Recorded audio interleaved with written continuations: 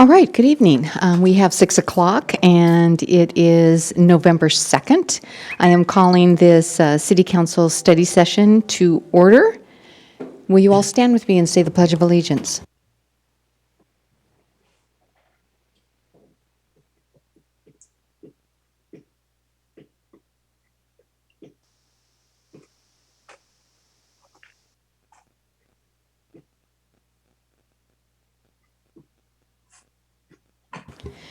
All right, thank you everyone. I'll do a real quick roll call. Councilman McGoffin, Present.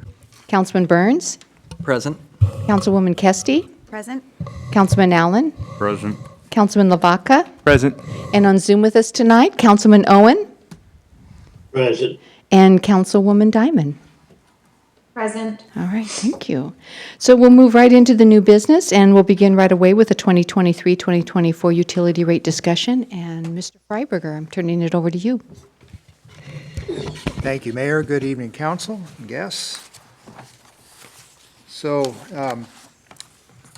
this is a follow-up on a meeting we had with the Utility Committee a week ago, and I provided you with a summary memorandum, and I apologize that it covers so much ground, but there's 3 separate utilities here. I tried to format the memorandum so that we're covering the same basic bones for each of the utilities here. I give you the some general background information on CPI, and then talk about what the utility does, and then what we're proposing to do this year as far as the utility rates. Generally speaking, on a yearly basis, we look at each of the utilities from the aspect of making sure that the rate revenue that we're collecting will cover the operations and maintenance expenses, and in the case of the sewer utility, also the capital projects that are in our capital improvement program. Both of those are covered by a combination of rate revenue, and then also with the capital projects, we have a certain amount coming in from our general facilities charge as well. And the general facilities charge we have, generally speaking, also updated as a part of the annual presentation on the rates, and so we have both of those in the sewer utility tonight. So just a background on a couple of the general things. I've given you a summary of the Consumer Price Index Urban CPI-U for Seattle, Tacoma, Bremerton for reference. Those of you who were on the council last year have seen this before, and you know that even though the rates for 2020 to 2021 were in excess of 6%, we elected to recommend and adopt last year a 2.3% increase for all 3 of the utilities. Now this year, the CPI is continuing to indicate significant increase in the inflation rate. And in fact, for June to June, 2021 to 22, the current posting is 9.5%. And there's a copy of the chart in the memorandum as well if you're interested in that additional detail. An average, 2-year average over 20 through 2022 is about 8.2%. So that's affected our utilities, all 3 of them, in many ways. Mostly, many of our normal operating costs have increased. Fuel in particular, as you can probably appreciate, we all are experiencing that in our personal lives as well, but that's in particular solid waste, which Leo will be talking about a bit tonight, has been heavily impacted by that on the diesel costs that we've been experiencing, but also our other operations as well, which were slightly less dependent on that, but certainly it's been a factor for all of those things. Our goods and services have all increased. The equipment replacement and repair fund, which is another element that the utilities have to fund, their portion of that. We have continued to see really large increases in equipment costs, and also long lead times on that. We've got some pieces of equipment, and you've heard the fire chief talk about this, that we've had on order for close to a year, and we still haven't seen them yet. And Leo's got a vehicle that's been on order for at least 9 months or something like that as well. But large increases on the costs, and annually I go into the equipment repair and replacement fund and true those up and kind of restart the metric that we use to keep the ER&R updated and to reflect those cost increases which we need to do. So that's also baked into the rate structure. So O&M, ER&R, and then CIP. So I'd like to talk to you a little bit in particular about the sewer utility first, and I did pass out tonight something that was in your packet. It is Katie Isaacson's financial outlook update, and we do this pretty much annually to make sure that we're properly supporting the sewer utility. Basically what she will do is she will look at the actual costs for operations and maintenance, and I will give her the updated figures on the capital improvement program, projects that we see necessary to support that particular utility, and then she'll put that together and mix it into the model that she has, and then that will tell us if we are properly covering our costs or not. This year we have found that the 2.3% that we had projected for 2022 isn't enough to properly cover that utility for 2023 and 24.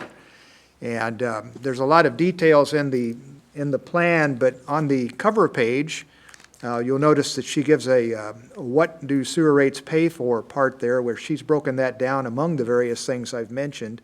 The large blue bar is the operating expenditures, then capital outlay from rates, and then debt service for the Public Works Trust Fund loan that we took out basically 16, 17 years ago for some major collection systems improvements that we did. And then finally the the capital projects that are funded by rates. So you can see that that's increasing, and as part of this analysis, we've looked closely at that. On the second page, you'll see a summary of the model itself. It basically, at the top, shows the either the actual or anticipated ERUs, new connections that we expect. This generates revenue for the utility in two ways. There's the actual monthly charge for the sewer that we factor in for the growth that we anticipate. And then, of course, the general facilities charge at $8,900 for 2022. And both things combined with our existing utility rates generates the sewer service charge revenue, which is the main part of the revenue for the sewer utility. We have some other things like utility tax and some other small things which all add up to the operating revenue line you see in the bold print there for 401. It's about $6.3 million for 2022. 4.1 million is the sewer service charges. We have been, in our 10-year outlook that Katie's been helping us with, making assumptions on how many new connections we will see over the decade. That we started this, the last major update was in 2019 when we did the sewer plan update. We were projecting 100 new services for a 4-year period, and then lowering that to 50 for the final final years of the plan. We have lowered that a bit with the downturn that we've seen in 2022. We haven't had near the amount of connections that we were participating previously. However, we had greater than we had projected for 2021. We ended up with about 140 new connections in 2021. So when you balance those out, it actually averages out to that 100 figure for that 2-year period. But being on the conservative side, we have lowered what we had previously called for the period 2022 to 24 down to 70. And I feel pretty good about those numbers with what we see coming in the door, even though we're not seeing much in the way of permits right now. There's quite a few projects still in the pipeline, and one of these days when the Fed stops raising rates, we would anticipate they'll start building again.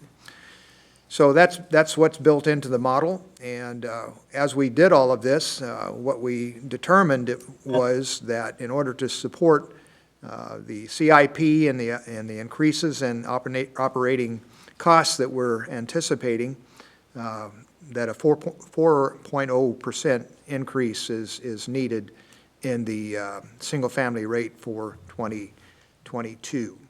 And then we've lowered that back down to 3% for subsequent years. We didn't go all the way down to 2%. But again, we look at this every year. So as it changes year to year, we do adjust those future years. But for this particular budget period of 2022 to 23, it's 4% for 2022 recommended and 3% for 2023, and that's what we have built into the structure. Just a couple of other things that are in the larger memorandum in your packet. I've noted some significant cost changes that we have in the utility. That's on page 2 of that memorandum. And we are adding a full-time operator. That's actually a vacancy in the utility that we didn't fill in 2022. However, we did hire a new administrative position there, so at the end of the day, we have an increase in the utility cost for one employee. And so I've noted that there. We are also planning to fund the Assistant City Engineer / Public Works Director position that it's going to be necessary for us to get filled as quickly as we can because of retirements that are coming up on the part of both myself and David Lee in the department in 2024. Really important to get somebody in place for that. The justification for funding that out of CIP, I did not include it in the significant increases as far as the rates. We're doing it out of the Fund 410, which is our general connection charges fee, is because we have about $800,000 in projects, collection system projects to design and build in 2023. We generally have tried to do about $400,000 to $500,000 a year. Last year, due to workload for David and myself, we couldn't even touch that with the $7 million building project and the intersection project and the other things David designed in-house. And we're looking at the same problem for 2023 if we don't get a body on board. And I don't really want to get too far behind on our collection system project updates, so it's important that we move forward, and we see we can fund that position 100% out of the 410 fund for the 2-year period of this budget at least. After that, you'll need to relook at that, but that's what we've done for the short term. Other major increases, biosolids disposal, which is about $120,000 or $30,000 a year cost, has gone up significantly, almost 30%. And we have to absorb that cost in our utility. We have to get rid of it, and we have to do it legally. And so Kevin is looking at other ways of handling that. We are turning over all the rocks we can. We actually hope we can reduce this cost, but it is in the budget right now at the rate that Boulder Park has told us it's going to cost us to dispose of those biosolids in 2023. And then finally, the ER&R, as I already mentioned, we've experienced the equipment cost increases, and that had some impact on this utility as well. About $183,000 in additional increases. That actually is 4% of the utility O&M cost, which pretty much tells you, why the 4% rather than 3%. We did in our 23 budget look at 10% increase on a lot of the smaller items and 4% for 2023, and that all is covered in the overall budget. Of course, we had new services, and that offsets some of the costs, but the net increases we see is about 4%. Do you have any questions on the sewer part of this, or anything else that I should look at or answer on that? So I mentioned the general facilities charge, and we're recommending basically the same percentage increase in that as well. And you'll see that again on page 2 of Katie's memo.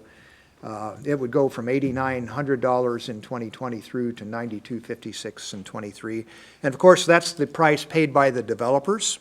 that compensates our system for the capital projects to look forward to the plant upgrade that we're going to have to do in the not-too-distant future. And I probably should just say, again, you've heard this before, but in our capital plan, we have a two-step process we're doing. We're trying to make sure we can get all of the capacity that the existing plant is designed to do over the next 2 or 3 years. That was the reason for the building of the new laboratory operations building, which will allow us then next year to remove the old laboratory building and put the tank that's underneath of it in service that we haven't been able to use for the last 20 years. That's important to having the capacity that we're already permitted for. And we've made some other biosolids improvements, putting the new aerators in the digester tanks that we did 2 years ago. And we have two other projects. One is the demo and upgrading the tank with some new, basically paddle aerators to go in that. And then finally, the following year, we'll be looking at replacing our blowers. They're all 22 years old now. We've had to do some repairs on them. They're old technology. There's new technology that we can get more efficient airflow into our digesters. That's important because we've been really pushed up against the wall on having enough capacity in our biosolid system for quite a while. And we're hoping that'll buy us another 3 or 4 years in the system. And that will be something that will just actually be done before another upgrade. We'd be doing it then as well. Those short-term projects we're funding from rate revenue. We're not borrowing any money for that. Looking for the day in a couple of years when that Public Works Trust Fund loan is paid off, and looking for a facility plan about 24 and 25 that will lead into a new plant upgrade, which right now we're estimating at about $18 million. And that would be in 26 and 27. That's all going to be dependent on how fast we actually grow, because that's what's going to determine that when we get to either 85% of our flow capacity in gallons, 1 million gallons, or to 85% of our biological treatment. When we get to that point, ecology will tell us you need to start your facility plan and start planning to rebuild your plant or upgrade it to deal with that additional flow. Just a real quick question, because I've heard you bring this up in our directors meeting, having to have to do with the weather and the increase in the rain that we have seen and the wind. How are you anticipating that impacting our plant? Yes, and in fact, that was part of the driving force for getting that tank back in service, because what happens to us in these really high flow situations is we have 2 clarifiers right now. We keep one of them offline most of the year.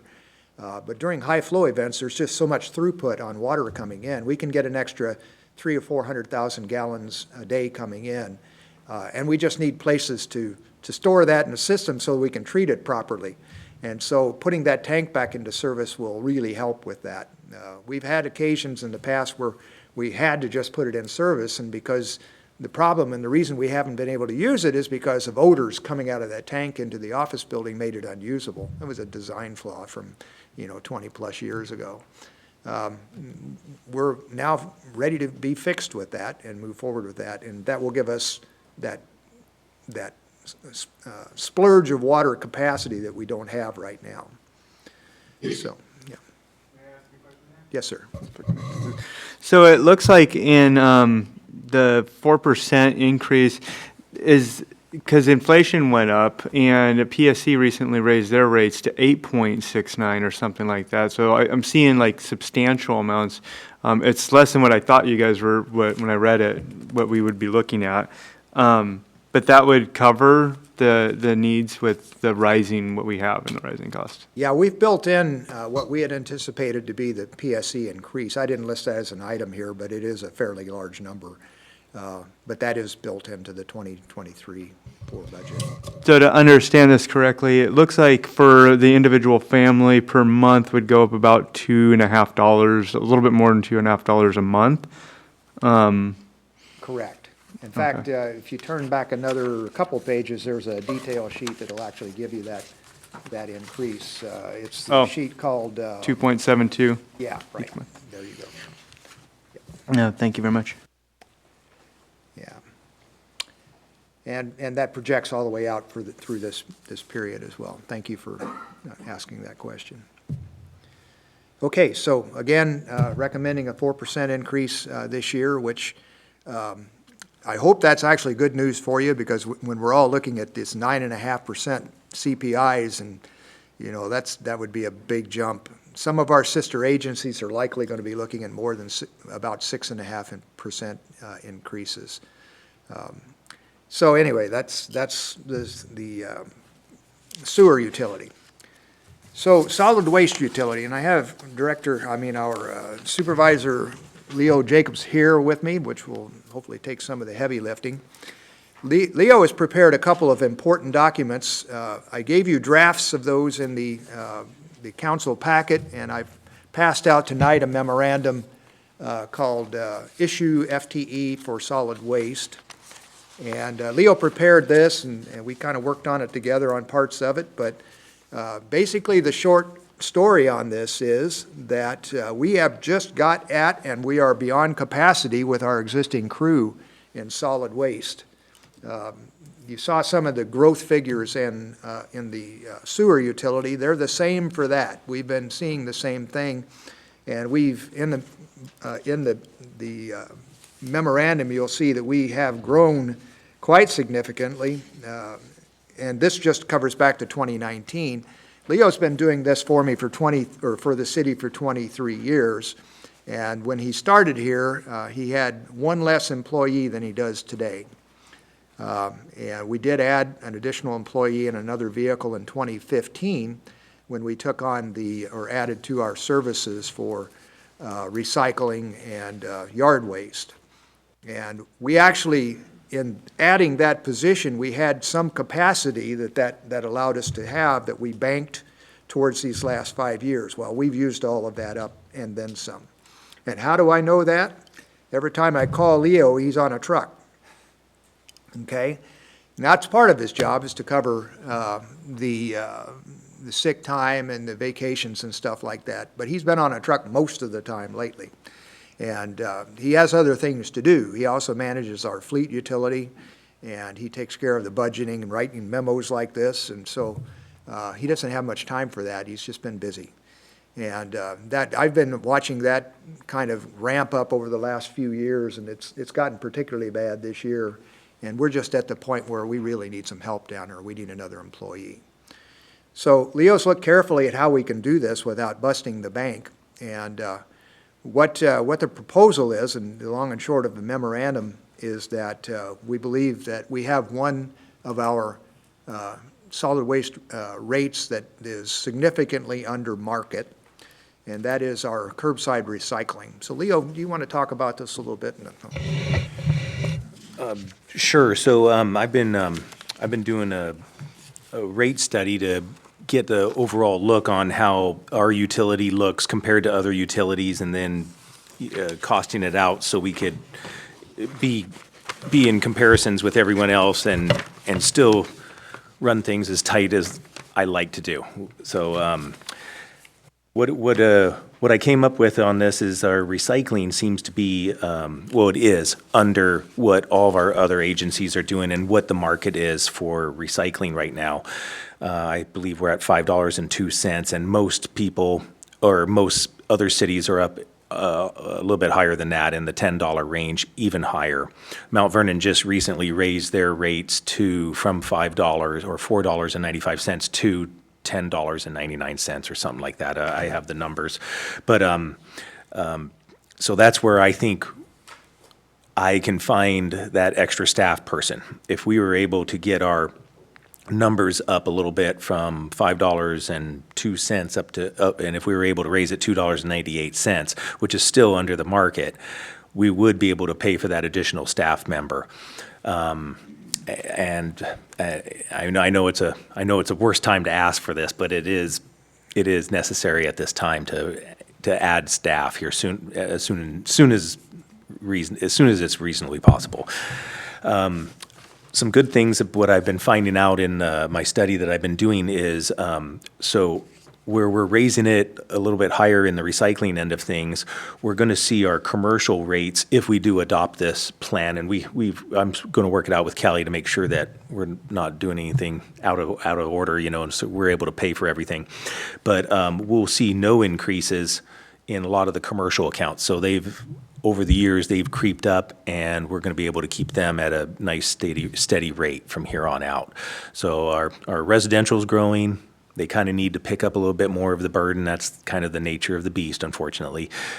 Commercial is used to do the heavy lifting for that, but as we've been seeing over time, that residential needs to start paying for their fair share.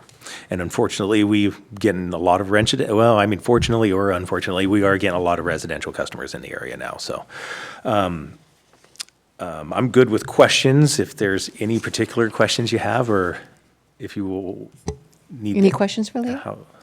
I guess I would ask a question maybe for policy. Is there a rate number that we would then submit to the voters to vote on that rate? Is there a level of which that increase would go to, or is that something that, like if it goes up 5%, would that automatically default to voters? Or is that all within the council? That's within council prerogative on setting the utility rates, and basically, the utility has to pay for itself, it has to support itself, and so that's within the purvey of the council to act on this, and that's what we've done on an annual basis.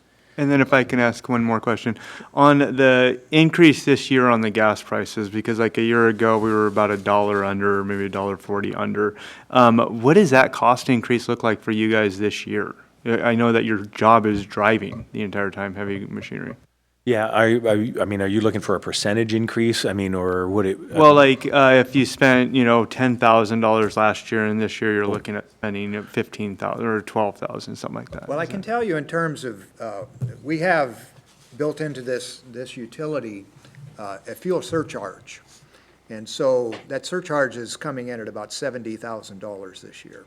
And that represents the additional cost of fuel that we've seen pretty well. So that's actually one thing within the utility that balances out somewhat, because we do have the surcharge, and so the increases in costs, they're kind of covered by that. So they're in, and I didn't list that, again, back in the council memorandum, I didn't list fuel costs as part of the significant increases because of that, because we kind of do balance that out with the surcharge on this particular utility.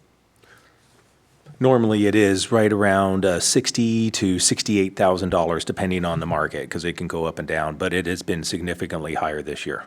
So about 6,000 a month. I'm sorry? About 6,000 a month then? Give or take, yes.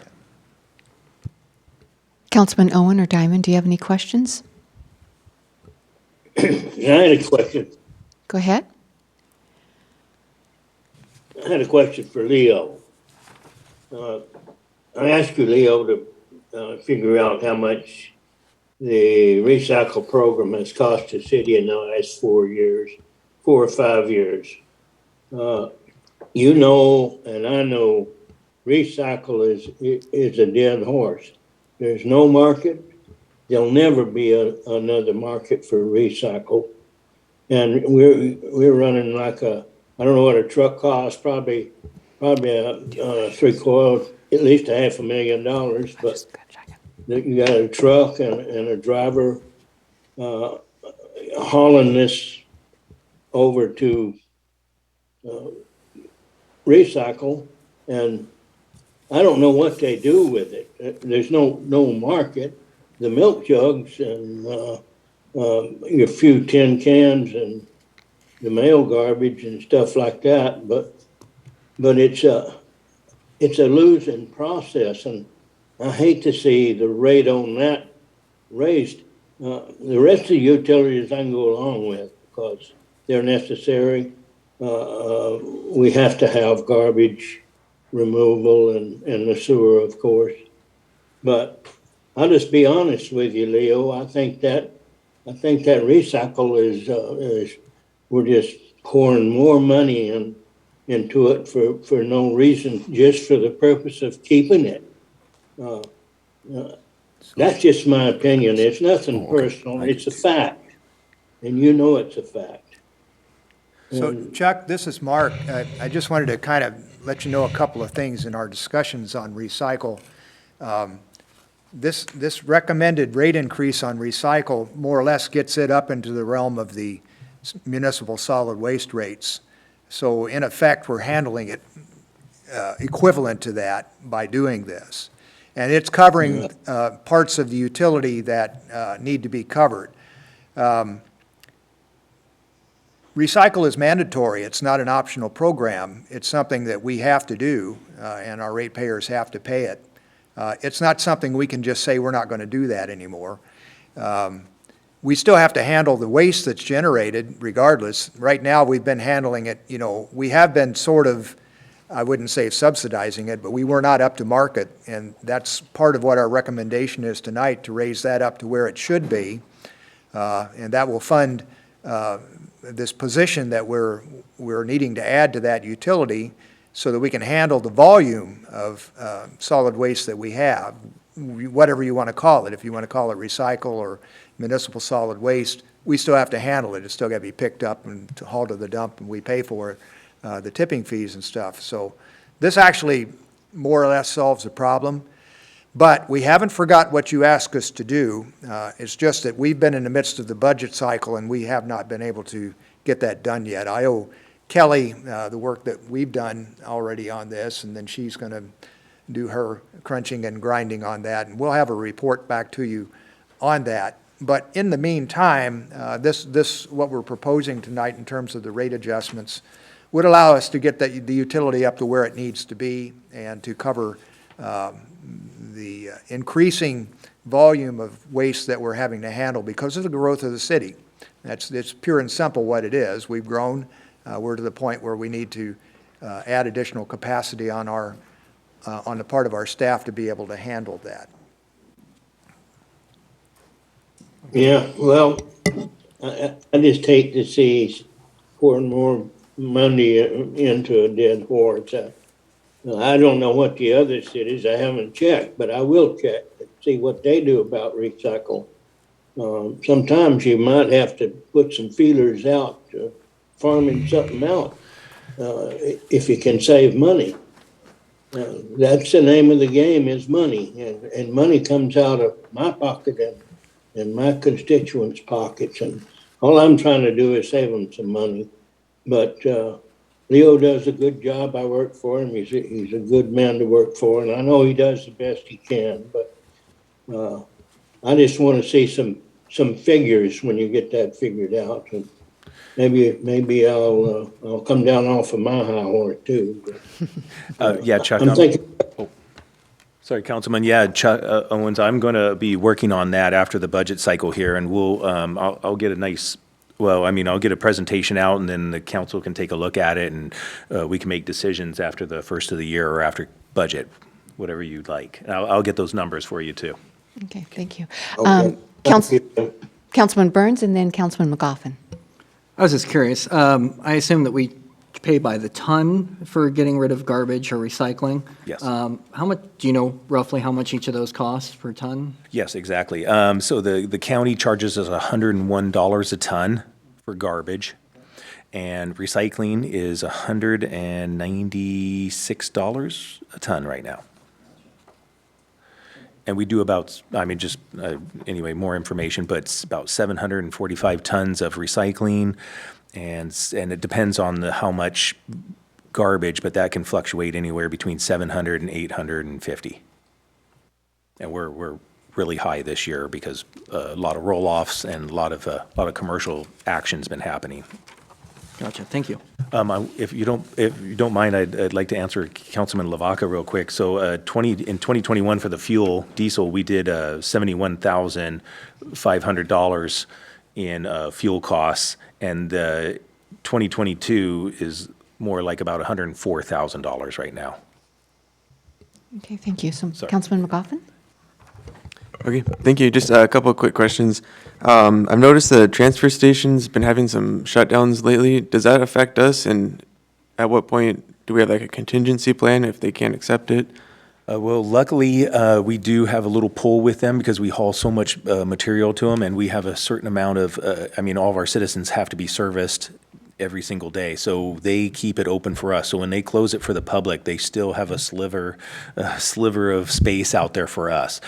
Our backup plan, that is what we've been pushing the county for. So we have a SWAC, a solid waste governance board, basically, and we're going to have a chat with the county, and because they are the ones that need to come up with a backup plan on what to do and try to avoid these. Of course, I have ideas, but the county is the county. They need to formulate it themselves. Yep, gotcha. And then just to go off of Chuck's question, or Council Member Allen's question, or Owen's, if we didn't do recycling, we would still be required to have somebody do it, but we wouldn't be able to control their pricing. Is that correct? So like if we hired a contractor to do it, they could set their pricing. So if we're trying to save, the people of Sedro-Woolley money, they could raise their rates at whatever rate they would want, correct? Yes, so if we did hire Waste Management, we got it from Waste Management in 2015, and I kind of saw that a little bit as the issue is we wouldn't have control of our materials, and then we wouldn't have control of the pricing. So we got it from them in 2015, but what we're seeing now with Waste Management is they're going back to all the municipalities that they have contracts with, and they're saying, oh, it's, act of whatever to, act of God, we got to get these price increases up. And you're seeing it with Mount Vernon right now. So they are up at $10, and I want to say it's $10.98 or something like that. So that's what we would be looking at if we didn't have control of it ourselves. It would be, you'd be faced with what are we going to do with the customers? We're going to have to give them $8 increase right now. So, and I don't know, I'm a little frugal when it comes to this. So I would like, if we could do it a little bit at a time, I know things are hurting right now, so I just want to do it the best we can, and I'm still trying to get an employee in the mix. So I know it hurts, but it helps a little bit at the same time. Did that answer? Yes, I appreciate it. Thank you. You're welcome. So just a couple of things to point out to you. In the packet I gave you, there's a couple of other attachments. One of them's a 2022 utility rate comparison, and that'll actually give you the numbers for curbside recycle as well as municipal solid waste there. If you see that, I've got Sedro-Woolley is in gray highlight there. This is 2022 rates, and so are all the other agencies as well. And like Leo mentioned, you'll see Mount Vernon's in at $10.99 in 2022. All of the other agencies are going to be increasing these rates as we are planning to. So this is a snapshot of back this current year. The average for all of these agencies is $10.55. We're proposing to go to $8. We'd still be under that by a couple. And we would come back to you in 2024 and look at that again, or 2023 for 2024, and would probably have another incremental increase in this particular line at that time as well. But for this one, we're proposing $8, an increase of $2.98. You also see the sewer and stormwater comparisons on here as well, if you're curious about all of those and where we rank in the whole overall thing, which I'll talk about a little bit more in a minute. The other spreadsheet you have in there is an 11 by 17 sheet, which is the actual rate increases that we proposed to you. The main one, as we've mentioned, is the $2.98 increase for curbside recycle, which is highlighted on that spreadsheet. And you can see the generated revenue for 2023 towards the right is $138,463 with that increase. And then it would go up again if we increased from 8 to 9 and 24, which is what the proposal is, it would go up another $46,000 at that time. The other rates that we've proposed to increase are various toter sizes in the residential side. These amount to about a 4% increase as you look at them. They do vary from can to can. Leo had two intents with this, which we've tried to do in our rates overall. Not only do we look at how we can cover the cost of the utility, we also want to make sure we're not getting too far out of kilter with our neighboring agencies. And so his intention here was to make sure we didn't raise any individual rate that is already too high. And he mentioned on the commercial that we actually have been a bit above market on all of those for quite a while. So they're not increasing that much. There's a couple minor ones. There are some increases in the residential side of things. And you can see all of those on there, and then I've got the dollars that are generated in the right-hand side of that. Just as an overall summary on what that does, the proposed increases would generate about $175,000 in revenue in 2023. That's about 8.1% of the utility, of which 6.3% is for that curbside recycle increase. So that's the vast majority of this. So it's less than 2% increase on the rest of the utility overall. Again, it does vary by classification, but in terms of the average, it's less than 2% on the general utility. And then back to the memorandum again, what does that cover? That covers the added full-time operator, which Leo's memo recommends at about $106,000.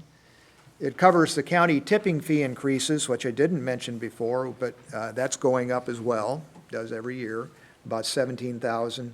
And then, as I mentioned, we have the ER&R impacts of equipment, and that went up $65,000 as well. So added about $188,000 to the cost of the utility, which we're covering by these increases that we've recommended. So I think overall, in the grand scheme of things, the intention to add a needed employee is covered by raising up in the main that one particular curbside recycle rate, and with some minor increases to the other parts of this. All right, does that about sum it up?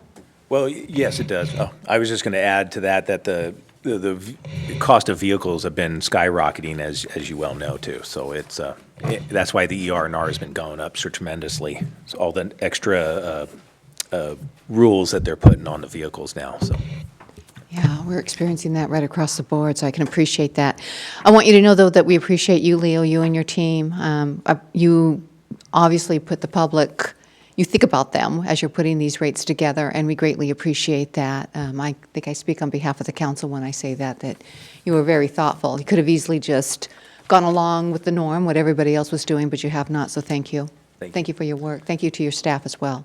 Thank you. I'll let them know. And thank you, Mark. Thank you very much. Great explanation. So the last utility I need to talk about with you is Fund 425, the stormwater utility. In past years, we've generally mirrored the increases that we've determined for sewer and solid waste in this utility. And I am proposing to mirror what we're doing in sanitary sewer with this as well, with a 4% increase for 2023 and back to 3% in '24. We've looked at this carefully, Kelly and I, and looked at revenues.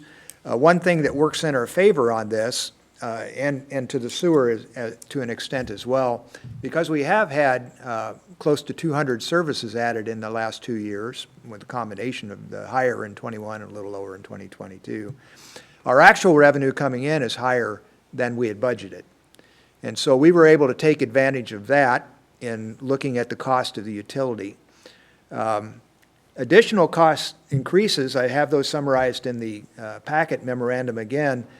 This is where we're putting the other half of the full-time employee that council's approved for the Public Works Operations Division. Half of that's going to Fund 101, which I think we want to talk about a little bit when I get done with these. The other half is landing in this utility.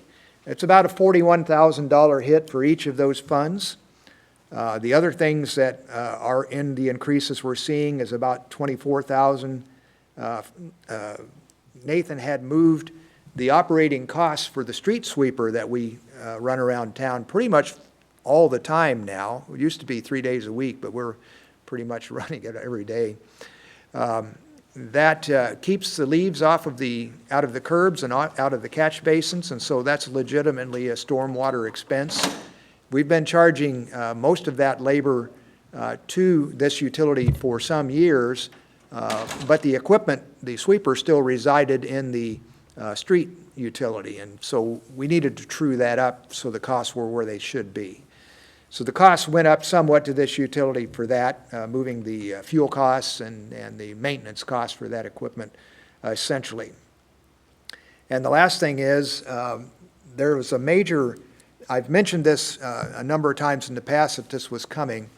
At the state level, they have, I should say it's more or less an unfunded mandate. They require us to assume the inspection of the private commercial entities that discharge water that from their facilities that could be polluted by their operations. And so it's called source control, and they're requiring us to monitor all of those businesses in the city on an annual basis to make sure that they're not providing or putting pollutants into the waters of the state.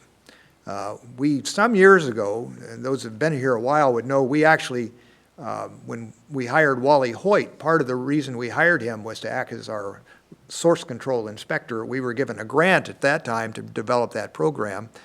Of course, the state took that data and said, well, the agencies did such a good job on it, now they get to do it for no additional money. So what we've decided to do, and we have worked with the other agencies in Skagit County and the county themselves to come up with basically a team that is going to do that inspection and the documentation that the state requires. And what's going to happen is the county has agreed to hire a full-time employee for that and to buy the software and the hardware that it takes to do the monitoring. They will do the inspections for all of the agencies. We will have an interlocal agreement with them that will reimburse them for the cost of that. And the estimated cost of that is $40,000 a year. So that's another expense that we did not have in this utility before, but we have to come up with the money to cover. So all of those numbers that I just mentioned to you add up to about $104,000, which is about a 12.5% increase on O&M over what we had before. As I mentioned, we're recommending a 4% increase this year and a 3% next. Obviously, we're not recovering all of that, but because the utility has, the revenue has increased because of the additional services, it works. And Kelly's watching me on all of this, and she's raising her hand if she doesn't buy something, and we're going to be looking at this again. But that's what the recommendation is that we increase 4% for 23 and 3% for 24. So that's pretty much my utility presentation. If you have any more questions on that, I'd be glad to try to cover them. Madam Mayor, I Councilman just have Lavaca? one more, or question here. So the overall rate will be 8.1% on all utilities in Sedro-Woolley plus fuel surcharge if fuel prices continue to rise. Well, the 8.1 was strictly on the 412. Just on the strictly 412. On solid waste. All right. For sewer and for stormwater, it's 4%. Okay. Yeah. So it's 4% on that one and 8.1 on the other. So the overall average of those, I guess, somebody could just look at their bill and Probably about, yeah, well, actually, I looked at that. It's about 6%. 6%. Okay. And then on the inspector for each site going around annually, that is going to be something where Skagit County has somebody for, or that Sedro-Woolley will have their own person and then? Yeah, to avoid us having to hire another employee, a full-time employee to do that, or to try to do it within our existing staff, which we simply don't have the capacity for it, we elected to band together. Skagit County will hire the employee, pay their benefits, and all of the rest of that. We will reimburse them for that. You haven't seen that ILA yet, but it's going to be coming to you fairly shortly for that, to put that system in process. Obviously, we have to cover it in our budget first. So as you adopt the budget, that $40,000 included in the 425-23 costs estimate we have. So. And then the last question, it looks like this, the increase is strictly for operational cost. And that's pretty much what this is for 2023 going on. We'll see 2024 looks like less than that. You're hopefully things settle down, the dust settles with their CPI and whatnot, but. Right, yeah. And like I say, we assume 3 rather than 4 and 20 for 24 in the biennial budget. And we'll look at it again. That'll come to you. We have to do this every year in terms of it's by ordinance that we adjust these utility rates. And in fact, I should say on the follow-up, I will send this memo back to you for the November, what's the date, Kelly? I've forgotten, November 9th council meeting for a first read on this. And so, and if you have any questions in the meantime, I'm always available to take those, but that's the long and short of it. Okay. Thank you very much. Councilwoman Kesty? Thank you. I just wanted to echo Mayor Johnson in thanking you guys for your thoughtfulness to the constituents and everything. You're doing a wonderful job, so thank you. Appreciate that. Okay. Councilman Allen? I would like to thank Kelly just for making this so readable. Oh, that was the, I just I think that was took it Leo and all Mark. in and understand every bit But of I'll it. take the compliment. I believe that was Leo and Mark. That was wonderful. I do have just one thing to add to Councilman Zlavaka's question. The consultant for the sewer also takes into consideration all that future work. So we have a separate reserve fund for all those, the $18 million project coming up, so we can limit our debt service when that comes. So these rates take into consideration operations as well as our future needs and long-term needs of the city. So just want to Thank you. include that. Yeah, that's great addition, great additional information. Okay, if that is it, we will move on to the next item, which is the 2023-2024 budget follow-up. Again, thank you, Mark and Leo. Okay. Bill, did you get my slides? So everybody should have, who's here in person, should have a packet of information. I'm going to try not to look behind me too much, but on the second slide, just want to go over our objectives today. Main thing is to answer questions. So we have just some answers to questions from prior meetings, and then to go over some property tax items one more time. And then in upcoming meetings, the next meeting, November 9th, we hope to get a first read of the budget ordinance, and then a second read of property tax. The third meeting, I guess, this month on the 22nd, second read of the budget ordinance. And if needed, if we don't pass something at the next meeting, we'll take another read of property tax. So that's the plan moving forward. So on slide 3, here's just summary of some questions and answers. One of the questions we got at the Finance Committee was how many years does the city have left on the City Hall loan? So building this building. Our last payment is scheduled in 2048. We pay extra on the city loan, so likely cut that down by approximately four years, so 2044, but we have till 48 to pay that off. Also included just a summary of some of our other significant debt. Mark referenced the sewer fund and some of the prior sewer projects. Those are the last 3 there, paying off very soon, 2025, 2026, and 2027. So just a little bit more information for you there. Also got a question about the Parks Fund and how the Parks Fund is funded. And it's funded from several different sources. Operations is technically, the Parks Fund is a part of the general fund. So just to manage that fund, we separately track it in a Parks and Facilities fund. But the operations and day-to-day activity is funded from the general fund. We just designate a portion of property tax to go into that, but it's not set by any restriction how much property tax goes into that. It's really a function of the general fund and balancing those with all the other general fund needs. Capital projects tend to be funded from other sources.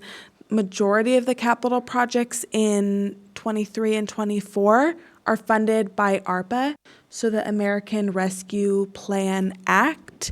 This is the one-time federal money we got in and are using big chunks of this to cover some of our parks projects. We also fund capital projects through other state and federal grants. Those state and other federal grants, when we receive those, generally those are restricted, that we've applied for a grant and this is the only purpose we can use for that grant money. We have, I think it's $500,000. Does that sound right, Mayor? That came in from both RCO. Right. And then also from, actually from Larson. Yes. So those types of funding sources are restricted. We can't take those and use those for other funds. Also fund capital projects through real estate excise tax. This is money we get in that also has a restricted purpose. We generally use it for park projects and street projects. They have to be done on construction. And then finally, in 23 and 24, we're also, as we discussed previously, we're also using some of the council strategic reserve to fund the remaining operations that aren't covered by the general fund. Any questions?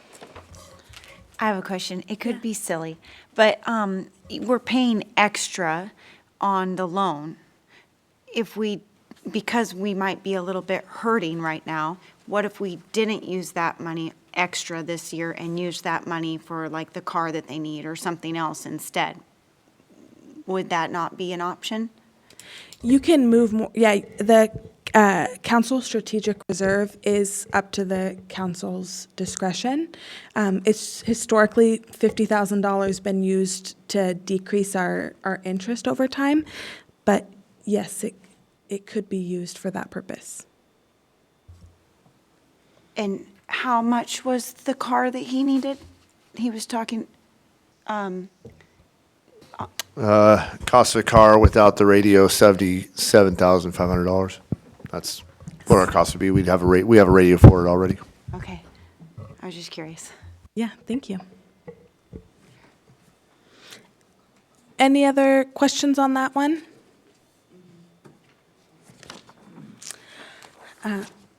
Next question we got was what was removed from the 2022 budget, and I'll let Charlie talk about this a little bit. Yeah, I was definitely here for more of this than Kelly was. So when we sat down initially and through council budget amendment, in particular, the work release program is one of the things that we removed.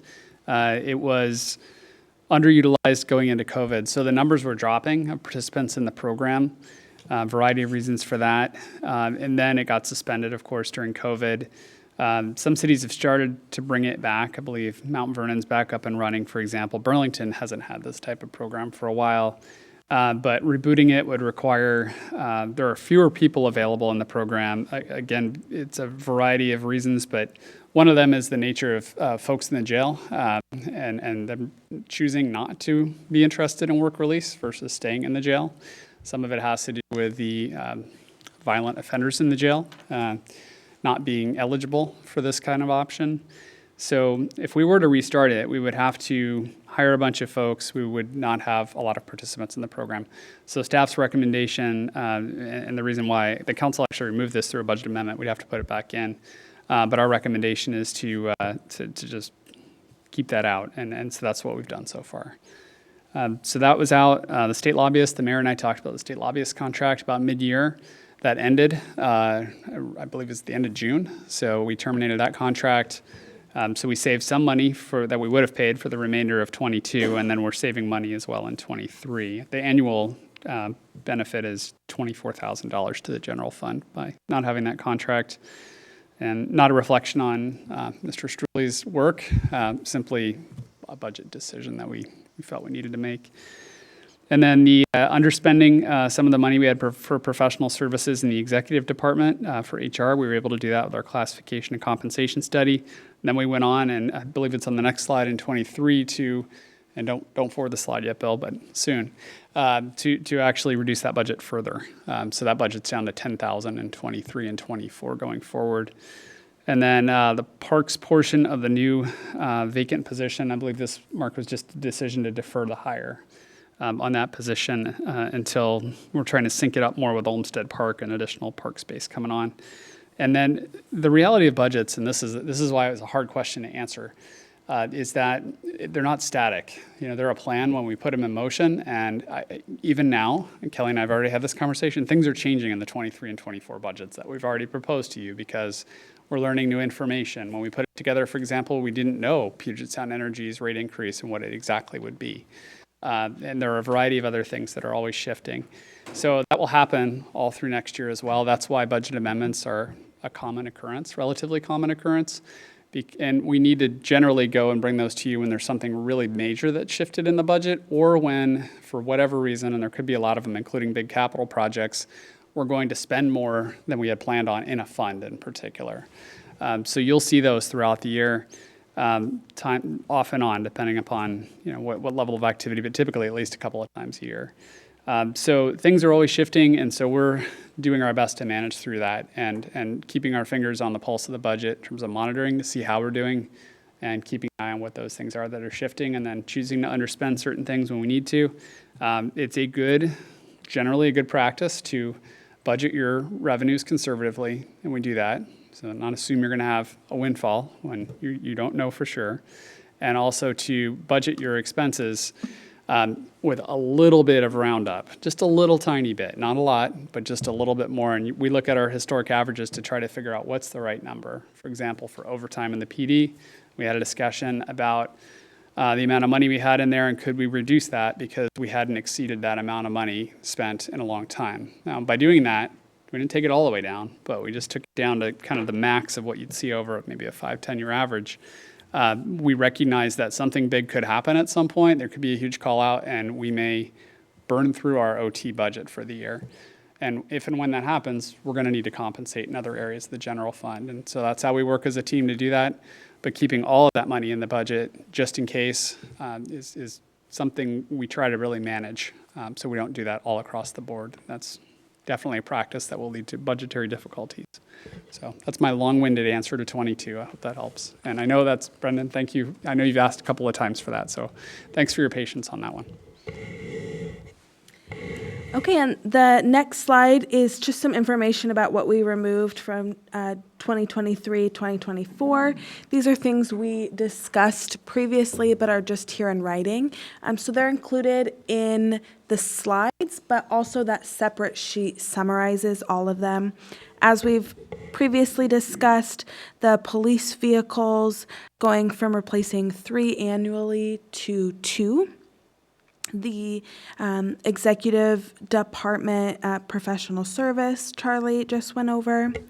We also removed a new position we were hoping to get, which was a kind of a formal city clerk. A big part of that would relieve some of the pressure from the finance department, as well as reduce the city's risk for any public records requests. That would be handled centrally. So we kind of pushed that out to rethink for 2025, 2026 budget.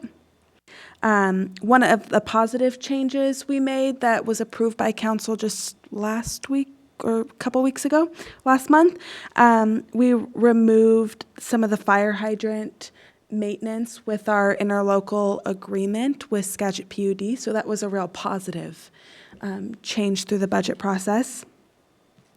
We also removed the full-time mechanic and continuing with part-time mechanic, although again, we'll have to reconsider this for 25, 26. And as Mark mentioned, the new engineering position going to the utilities. And then finally, just gave some estimates, like Charlie said, some of it's just trimming here and there and kind of hard to pinpoint all the items. But that's a summary of some of the items we removed to get the budget to where it is today. Are there any questions on those? All right. I'm just wondering, so we didn't have a city clerk position, but we're removing that from the budget, so that it kind of reduces the amount we have in the budget. There are things in 2022 you listed that we did have in the budget that we were able to reduce that cost versus hypothetical expenditures versus the actual things that we took out. And that's what the difference of the 2022 and then the 23-24 is? The 2022 chart are things we took out or didn't, or initially had budgeted, but that had to be removed. I believe we did amendments on those. We did budget amendments. Yeah, actually came before you. Yeah, and I'm just wondering, those are the items that were removed from the actual budget. So we have overall this much, and we're reducing the budget, so those were the items that came out. And then also with like positions that they weren't filled or we didn't have them, but we decided not to pursue them, so now that's out of the budget. That's correct. Yeah, just to be really clear on 22 as well, in a few cases, those were under expenditures of existing money that still stayed in the budget until we got to the 23-24 budget process. So an example of that would be that HR professional services line item. We underspent it by 20,000, but then we took out, so there was still 50,000, there that we could have spent. And then that 50,000, when we looked at the 23 budget, we said, well, we don't need that much, and we need a cut budget. So we got it down to 10. So we've still got money if we need it. And we might be down to 5 even. I may have underdid that one. But we're down there quite a ways. We've got enough if we need something, but we're not planning to do much of anything in that area for now. And when we say things we remove from 2023, 2024, these are things that each of the departments has budget proposals. So that was the starting point, is each department assessing their needs and how the budget can help best fulfill those needs. And then this is what we had to remove from those requests to meet the financial needs of the city. Just one more thing to throw in there. In future years, it'll be a little bit easier to track budget to budget, really how much of an expenditure are we looking at. We had some ARPA funds in our budget in 22 that we moved out to a separate fund. So those cloud the budget just a little bit that you see for 22 and even part of 21. So that will shift and hopefully help. If I can just make one quick comment regarding that. So we actually spent 2 afternoons. One I think was about 3 or 4 hours, and the other was about the same. So we've spent 6-7 hours, everybody, all the department heads at the table, and going through page by page, line item by line item, and cutting and reducing and cutting and reducing. So there was a lot of time that has been spent trying to get this budget to a place that will work, so that we can move forward at least in 2023, knowing we're covered. One last comment. My own personal philosophy is when we do a budget process, and I've been a part of a lot of these now, we want our directors to think freely. So I've been in places where there's real strict guidance, and it's like, you just need to cut this much out of your budget. But we want our folks to think freely so that we can get the best ideas out on the table and have a dialogue about those. And so that's part of what you see here. The city clerk position that we took out, yes, it was in that preliminary budget. But as we got in there and saw how out of balance we were, it was like, all right, some of these new ideas have to go. So some of them did, but some of them stuck, and some other stuff went. And that's the beauty of the process. So an example of something that is in there that is going to help, and I'm going to point over to Dan again, but it's the Axon, I always forget what it's called, but it's the automatic. The auto tagging for evidence.com for body cam videos. It'll free up time for officers to be more out on the road rather than coming back to the office and labeling videos. So it's a minimal cost, but it helps. Yeah, fantastic idea that if we had just had a stifling budget process where we said nothing new, we wouldn't have necessarily gotten that idea out on the table in front of you and gotten it implemented. So we're excited about things like that. There are little things sprinkled throughout the budget like that, and some bigger ideas as well, and some real needs like the senior engineer position that's going to really help us with succession planning and those projects Mark mentioned.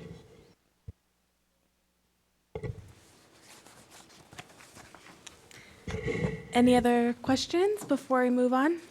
Okay, move on to property tax. So on slide 7, this is just a repeat of last time, our property tax recommendations.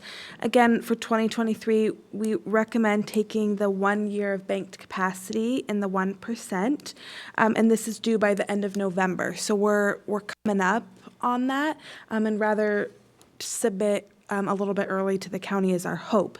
And then 2024 also recommend the 1% increase, although we don't have to make a decision on that until this time next year.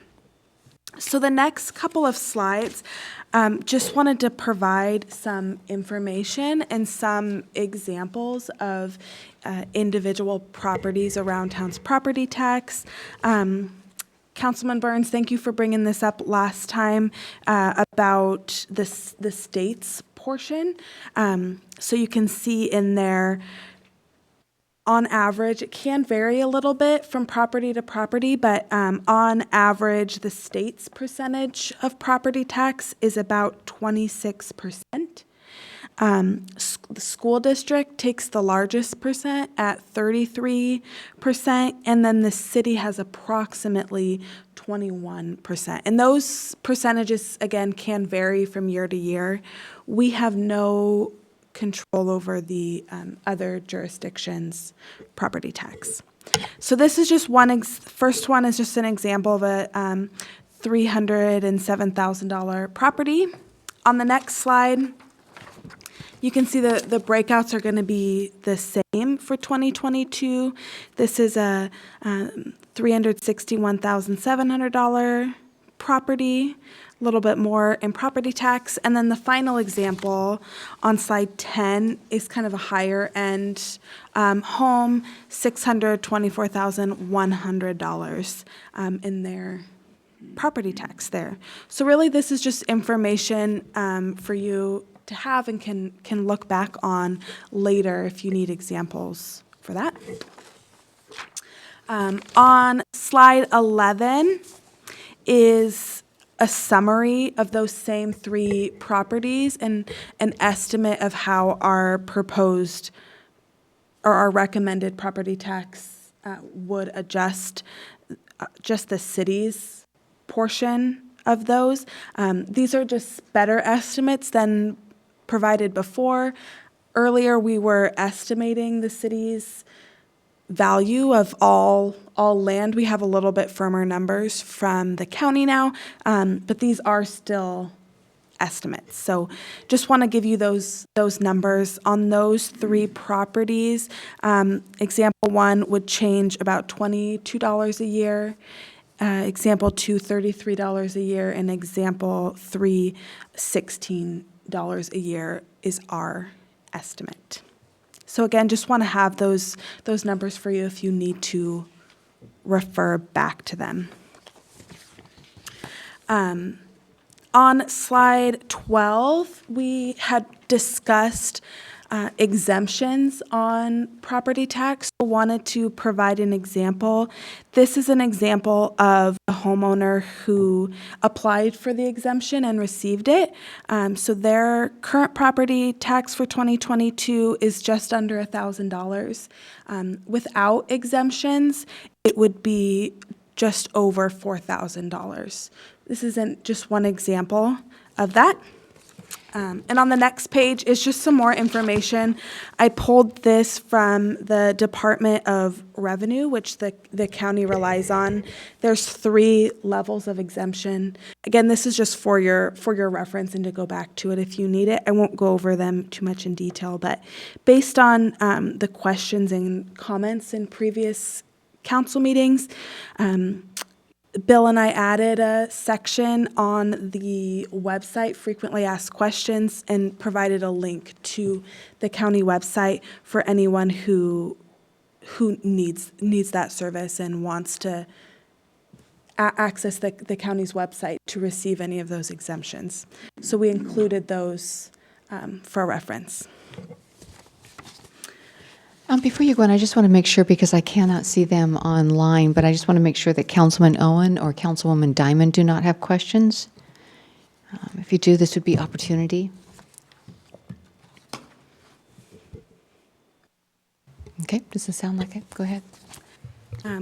All right, so the final slide is some possible reductions if we don't pass the recommended property tax, and we have to cut somewhere. So these are just reduction considerations. A couple of areas that parks position, we talked about the parks and stormwater position, may have to consider not filling that. There's a vacant police officer position as well. So these aren't all, like, we wouldn't do all of these things, but all kind of on the board.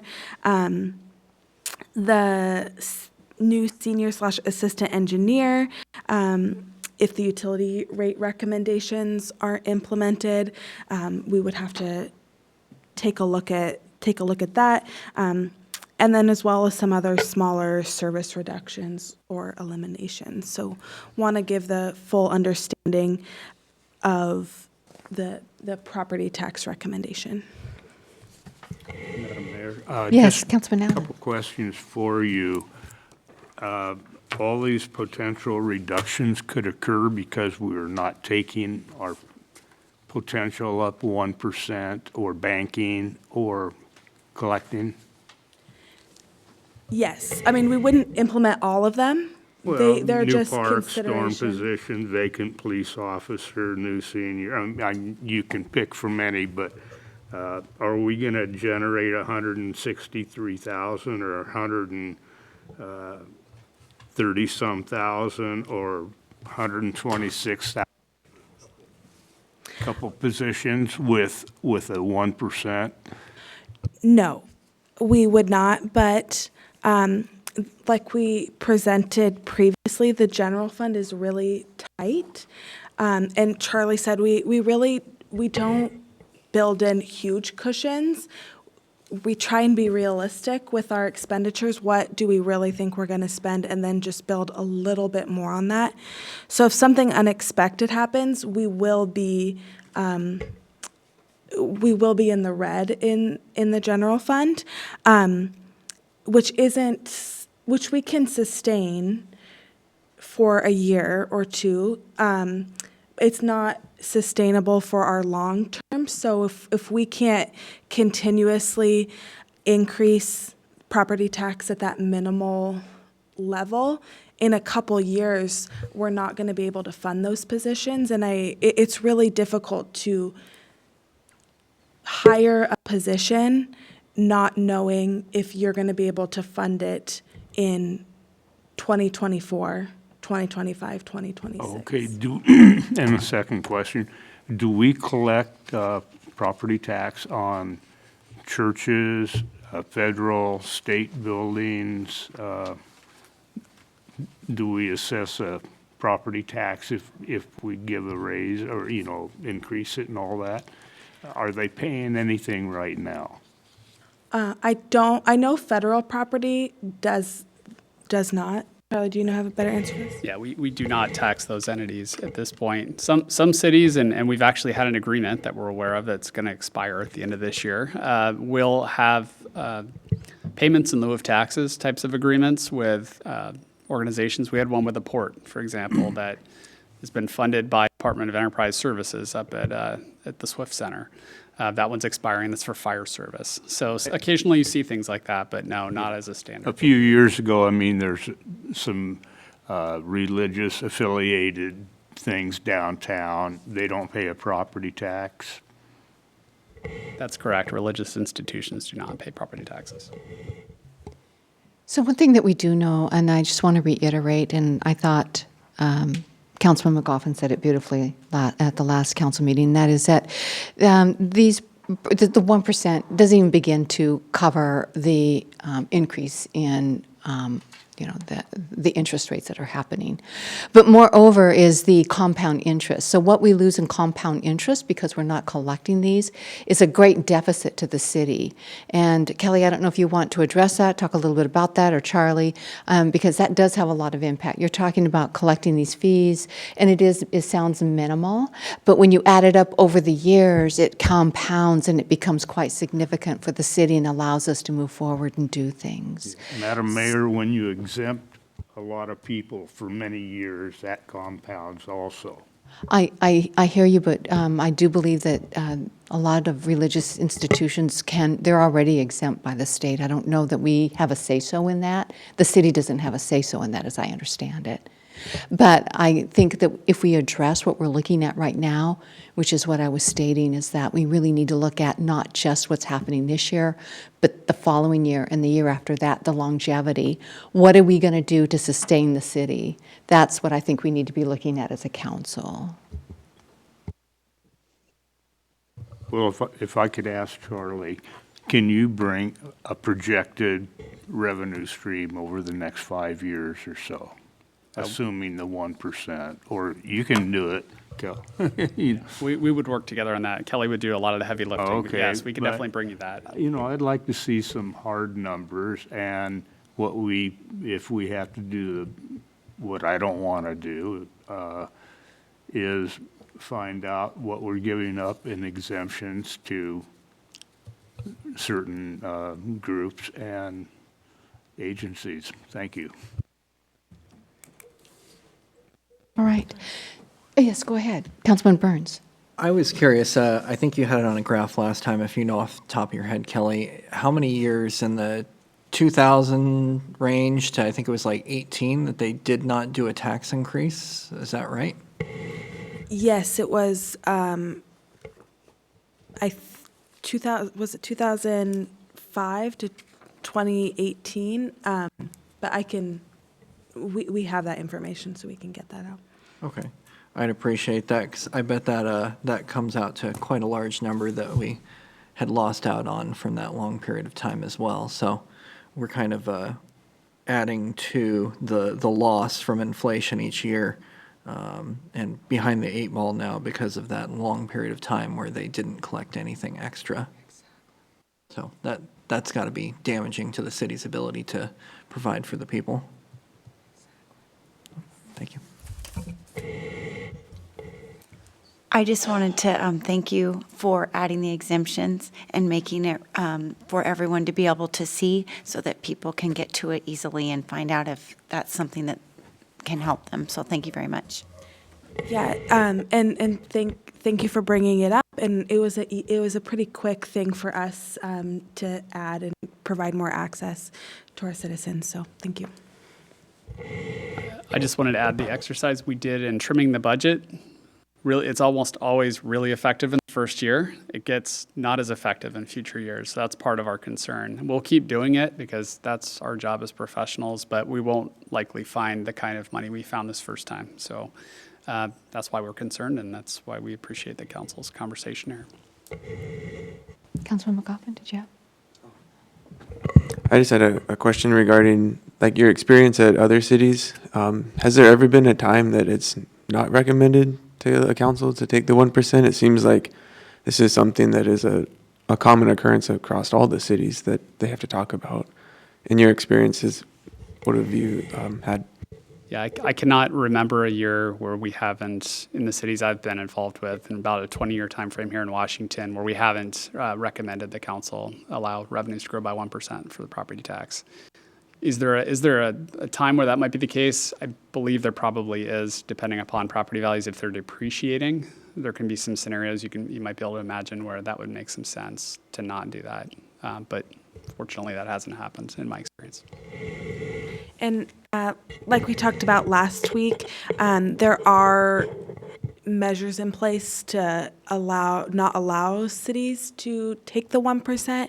The IPD, if it's another measure of inflation, if it's below 1%, you can only take up that amount. So there are some things in state law that limit our ability to take 1%, and which are good indications of whether it should whether it should even be recommended or not.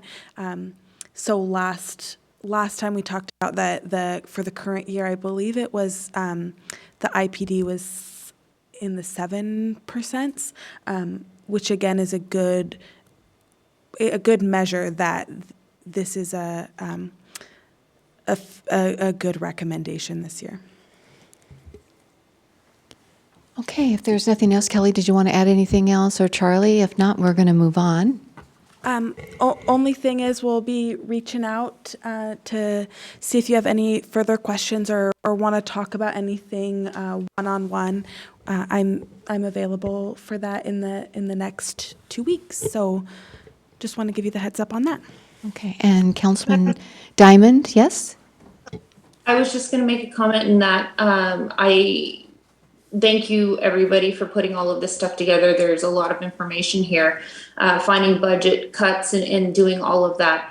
I see where the need is coming from, and that we do owe our citizens here proper services, and that is in fact a requirement there, and the costs are going up, and it's completely unavoidable in some aspects.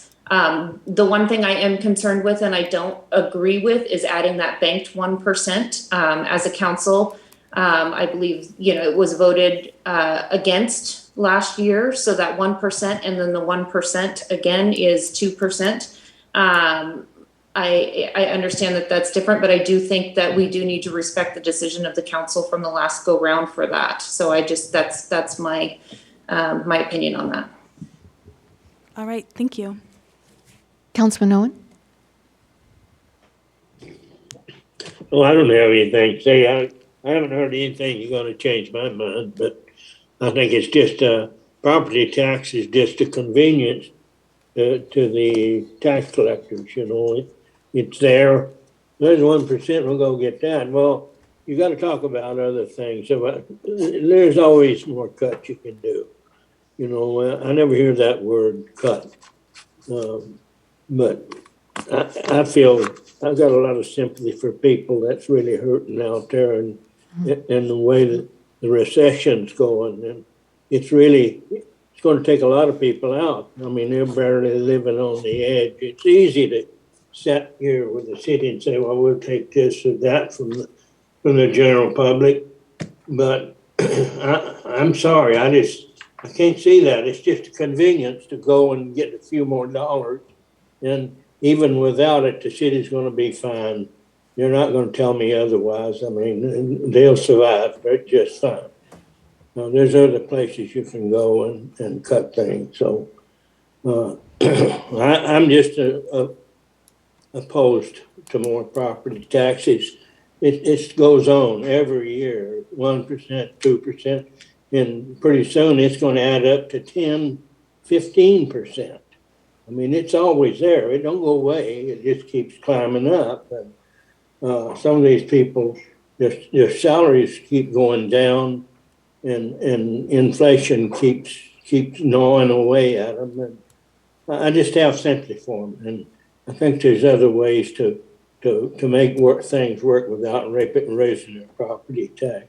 That's my opinion. All right. Anything else before we move on? Yes, Councilman Burns. Kelly, can you save me a Google search afterwards? Banked capacity. So I understand the premise that we'd be voting to take that, and I'm not necessarily asking about the fiscal amount, but the ability. When they voted last year to turn it down, did they turn it down with leaving the ability for banked capacity? Or if we turned it down this year, is it just automatically available the next year to do that? I don't know a lot of places that have not taken the banked capacity, have taken the 1% but not taken the bank capacity. So that's a question I could ask the county assessor. Generally, organizations would bank, like if we banked last year and then if didn't make it this year, we would bank this year, and then the next year, if it was approved, yes, you would take the banked and the next 1%. Does that make sense? I haven't heard of very many organizations who have left the banked capacity and voted yes on the 1%. I assume that that is possible, that you could get that money back, but I don't know for certain. Is that making sense? Generally, people would bank capacity, like if you banked capacity 3 years in a row, and then that next year you would take all the banked capacity in. You wouldn't skip over a year, like bank capacity, take the 1%, and then bank capacity again. So actually, what I was just asking only had to do with the ability to use the banked capacity. So Right. when they voted last year to not increase the taxes by 1%, just in them saying no, it just automatically leaves the door open for us to do the bank capacity the next year. Is that the I understanding? believe you have to, the council approved it being banked. Okay. You have to approve it being banked to be able to use it Okay, in the so next year. last year's council did leave the door open for this. This wasn't something that was automatic. They voted to allow the possibility for it to be banked this year. I believe so. Does that sound correct to you? Yes. Yeah, okay. Okay, all right, so we're not necessarily going against what they had wished last year, well, in a way, but they left the door open. They didn't just say, no, we don't want any ability for it to be banked next year. Correct. And just to build off that question, what I was trying to get at is, I don't know if you don't take it, and you don't have anything, you don't bank anything this year because you took the 1%, how that works. That's not generally how things are done. So if we lose it, you're saying that you don't know is there a possibility we might lose that, or does it just roll over? If you Or take 2 years if you bank capacity for 2 years in a row, like I know that continues to bank. But I don't know if you skip a year, if you can go back to. It carries forward. Yeah, how much it carries forward in those unique circumstances. But the county is very, I can see confusion on your face. We can clarify with the county to make sure a couple scenarios that are kind of on the table will all work. Okay. All right. You basically clarified my question, I think, for finding out that the council did in fact approve it to be a possibility Yeah, for I know banked. we have confirmed with the county, our recommendations are the correct numbers. We gave them our numbers and they confirmed those are correct. And we'll run the scenario where we take the 1% but don't take the banked by the county as well, so we can present both scenarios to the council next time. okay. And Councilman Lavaca, I say you have a question? Thank you very much, Madam Mayor. So I had watched that one last year, and it seemed to me like they were not in favor of it at that time. I personally would be in favor of the 1%, but as Councilwoman Diamond pointed out, that the banked one, I wouldn't be so much, because it seemed like they were really not adamant, but they just voted that to be. And it would seem like during a good year would be a great time to have that. During a tight year would be a difficult time, even though that's when it's needed. But during those good years, to be able to have that ability to see that growth and have that banked or put into an area that we're marketing the city to really build up more revenue in other areas, not just with property tax. But the overall 1%, in my opinion, is a relatively small amount for homeowners to all kind of pull their money together. And it does affect some homeowners in a negative way because they're very limited on what they have. But a majority of the homeowners would be pulling their money in for a positive thing. It's not very much at $40,000. And this time I think it was however much it is with the banked. But yeah, I don't know. Could you do numbers without the bank when you do those, and with, like you're saying? Yeah, I'll bring both examples next meeting. Okay. So I see it's 7:30. We still have a couple other items that we want to get through. So Kelly, is there anything else that you wanted to get across? That's it. Thank you very much. Really good discussion, great questions, and great presentation. Thank you, Kelly. All right, moving on now to the Community Development Grant Program. And Joe? Well, I can't help but feel like I'm picking a bad day to do this. So the council had designated $500,000 for business development, and that was broken down to, I think it was $140,000 a year over 5 years, and we have not used anything this year. We had talked in the Business Development Committee meeting about a community development grant program. This was an idea that Charlie came up with that Glenn and myself both talked to him about quite extensively, and unfortunately Sarah wasn't able to make it, but we both seemed in favor of this idea. Essentially, I've noticed that a lot of people who help with donating their time in the city are getting up there in age, and there's less and less people who are doing it. And so I thought that if we pursued a program where we're encouraging people to help out in our society, to donate their time and their knowledge to help make something more beautiful or help make something more useful in our community, make things easier, then that could help bring us all together. That will help make people feel like they have a stake in our city, especially newcomers, especially people who maybe just haven't participated in the past. So my hope from the program is that we would do that as well as increase pride in our community. I'm pretty flexible on the ideas here.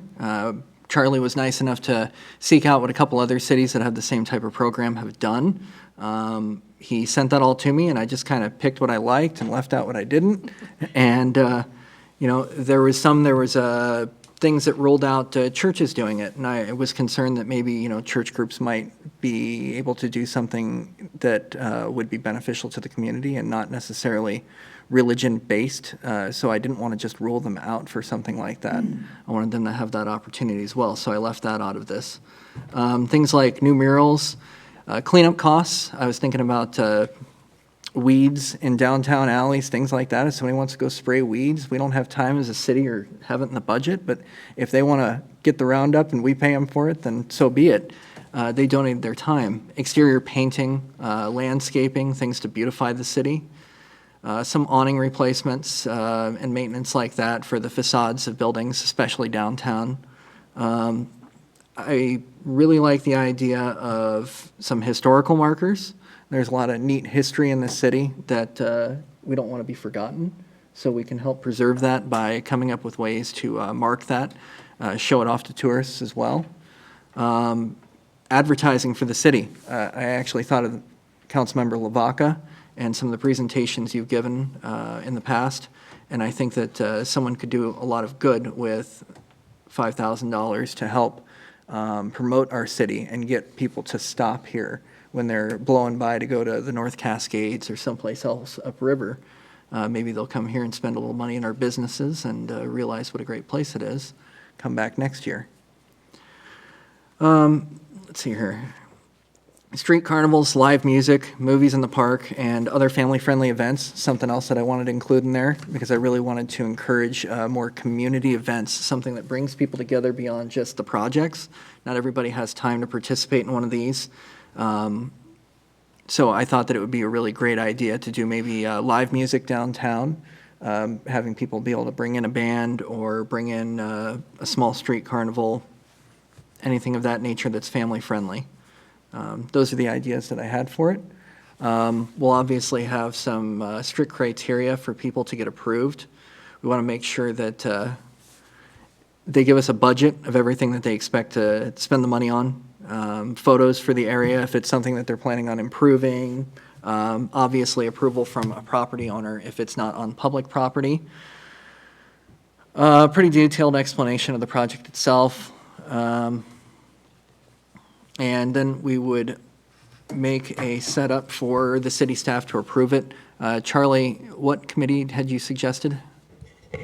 So my recommendation is that we look at the different categories of eligibility for this grant program, and then we funnel applications to particular areas. So one thing we're looking to relaunch is the Arts Commission, and they would be great at looking at any kind of like art installations or art related projects or even music related stuff. In a lot of communities, they do that kind of stuff. But for the other stuff, I can imagine if council members want to get involved, we could have a small group of council and staff potentially collaborating on these. I think it's really important that we don't over bureaucratize it. That's not really a word, but I think you know what I mean. So we want to have it really quick and turn around quick. One thought here is the screening criteria, if they're tight and clear, it's going to allow us pretty quickly to determine whether or not it qualifies. And so if it doesn't qualify, I would just recommend it's out. But if it does qualify, it would come to a committee for just a quick review.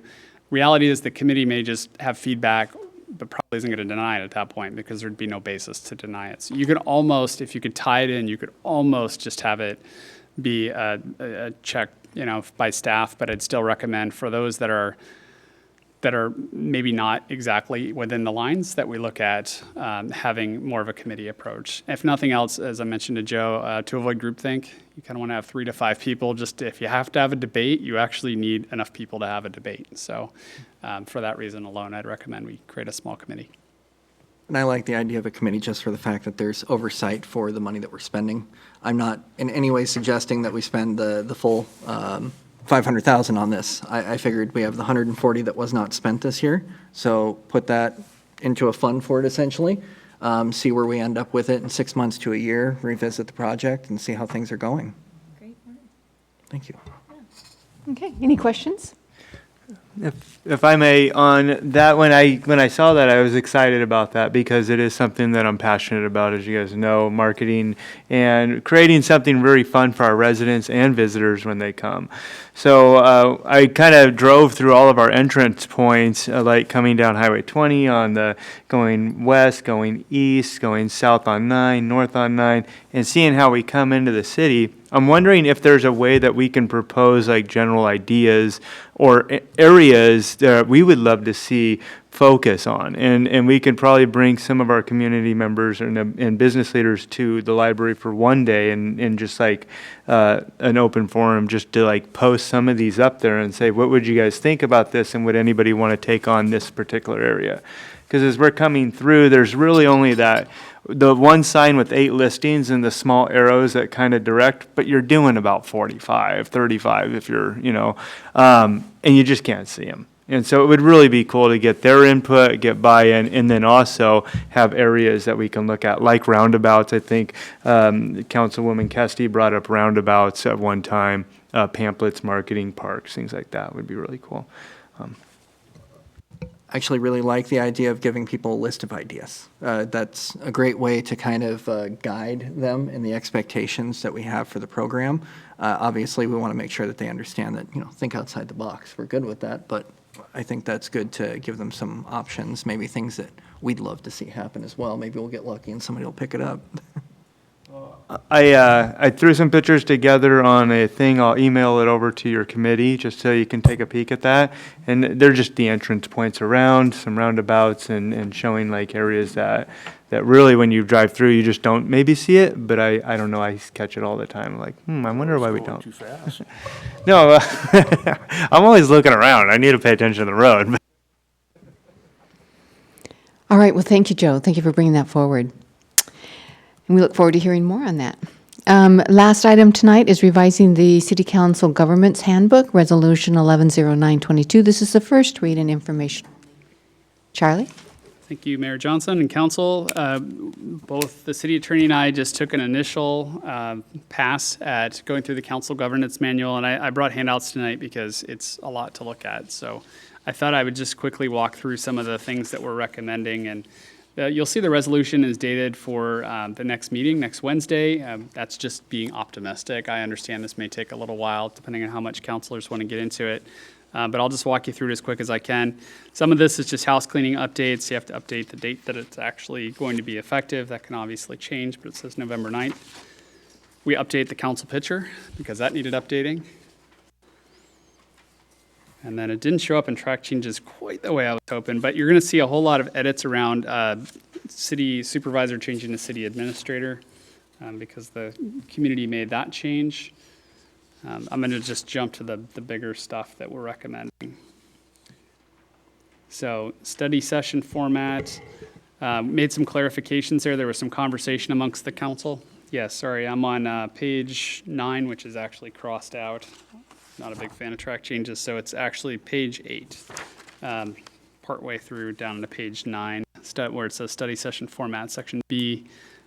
Just making some clarifications here about what the intent is for action items coming or not coming to these. So I mentioned the first reading of agenda items, to be more specific, would be probably okay, but that's, again, for council's discretion, but kept the language about these being generally for emergency items or really time-sensitive items if there's going to be final action. So just trying to clarify that.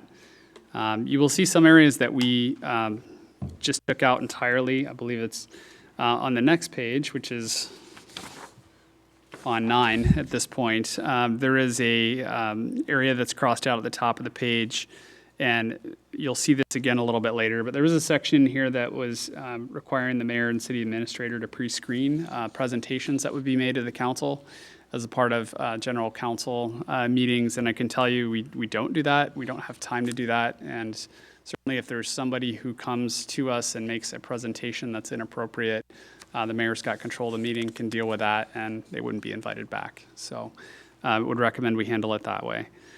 So I'm going to go ahead and keep moving, going beyond the executive sections. Now I'm down on page 10, getting into page 11. And obviously, there'll be more time to look at this, but placing items on the agenda. We made some clarifications to that particular section. That's on 11. It's on the back side. And one of the clarifications was just requiring a motion. So you'll see any council member may request the addition of an item to future council agenda for initial consideration by making a motion. So then it would go on to that future agenda, and then a majority of council would need to determine if that was going to move forward. And it would need a second as well. But the idea there is just to make sure that a majority of the council is committed to allocating a bunch of staff time to work on particular policy items before we actually commit to that, just making sure that's really clear. So I'm just going to keep moving. If anybody's got a question, just please holler, or we can come back to it. Page 12 on the back side, another clarification and kind of an update for COVID. Section 7 down there, C7, talking about council member meeting participation by telephone or video conference. The initial draft of this, by the way, was from 1994. So there's definitely some stuff it got migrated into the future, and there's some stuff that hung on from the past. And you'll see VHS tapes mentioned in here, VCR presentations and things like that. So we're taking all that stuff out. But in this particular section, this is talking about whether or not the council can meet by video conference. And Nikki helped us find the right reference in RCW to make sure that we're covered for that if we need to. So hope we don't need to do that too often, but we've certainly had experience in the last few years doing that. Going on to page 14 at this point. We deleted a bunch of things as well because continuing on in that section, there was a requirement for council members to get pre-approval by the council if they were going to be remote. And as we can see tonight, things come up. And unless the council wants to require that, I think that would be pretty challenging given how things often come up pretty quickly. And there's not enough lead time to really know if somebody's not going to be here and coming in virtually. So moving on down, page 14, page 15, not a lot of changes there. Page 16, another city administrator edit. Page 17, nothing really. Page 18, we got into making some edits to the three-touch principle, and we really left that in there, but we made some clarifications.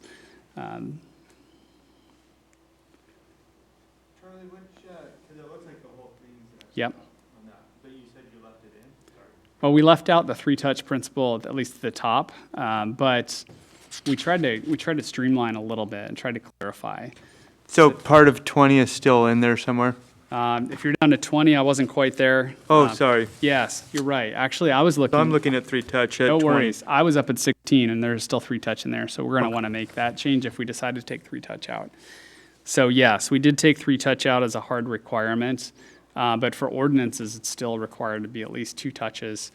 And we're just noticing the trend is towards, a good example is the interlocal agreement I brought at the last meeting, towards the council, leaving discretion to the council if you're comfortable taking action on an item, allowing you the ability to do that without necessarily having to go 3 touches on everything. Because I've noted that if we get to a third touch, there's either a reason for it, it needs to be reworked, sometimes that happens, or you're just looking at us like, please, don't bring this back. I can tell you why the 3-touch was put in there, because we actually redid this like in 2016 or 17 or something like that. We did go over it. But the 3-touch was because there were a lot of things that were being brought before the council the night of and wanting action on it that night. And so the council was demanding that there actually be at least 1, if not 2, opportunities to look at something. That's why that was brought forward, so. Yeah. Thank you. Yeah, and this is all at the council's discretion, so these are just our Yeah. our recommendations to you at this point. Could certainly keep it in there. Motion for reconsideration. I'm still on 18 at the bottom. There was a clarification there. So such a motion must be reconsidered during the same council meeting was the thing that was there. And we added within the following 2 council meetings. What often happens with a motion for reconsideration is there's some kind of new information that comes to light, and it very rarely comes to light during that actual meeting. It's more likely to come to light after the meeting or a week later, where we learned something we didn't know, and council may want to make a motion to reconsider the vote.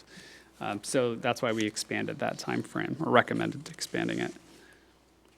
All right, now moving on to 19. Another administrator edit, the 3-touch principle, as Councilmember Lavaca noted, we recommend taking that out.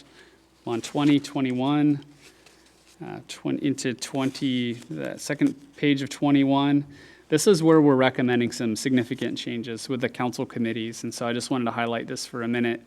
One thing we've been thinking a fair amount about is how to make the council committee meetings more predictable for the public, and also to make it easier with scheduling challenges and everything else for both the council and the staff. So what we did is went through an exercise, and this was the senior management team. And again, this is our recommendation. It's totally open to discussion and wherever the council wants to go. But we looked at the current council committees and we thought about how busy is this committee versus that one. For example, public safety isn't terribly busy. I mean, we are keeping them still, recommending them still as a standalone committee. I believe it's planning, hadn't met, according to John Coleman, in a long, long time, because we also have a planning commission. And information technology was relatively new, but we thought maybe we could put them together with finance, because you're often talking kind of internal administration type stuff. We recommended creating a strategic planning committee, because the council used a lot of airtime on strategic planning this year, and perhaps if we had 2 or 3 council members who were more dedicated to that area, as we're going to have updates on our strategic plan and tracking it, that might be a more efficient way to work. Public Works, we consolidated some stuff into Public Works because we have the same staff essentially trying to staff multiple committees, and it's all within the Public Works umbrella. So putting it all in there with utilities and parks and streets and basically all things Public Works related. And then we put planning and business development together, because I've found, and I know that the counselors who are on business development will definitely echo this, that oftentimes we'll invite John Coleman into our meetings anyway, because the issues we're talking about with business development may not be super specific to business, but there are a bunch of planning issues that we also want to get into. So it would make sense to put them together.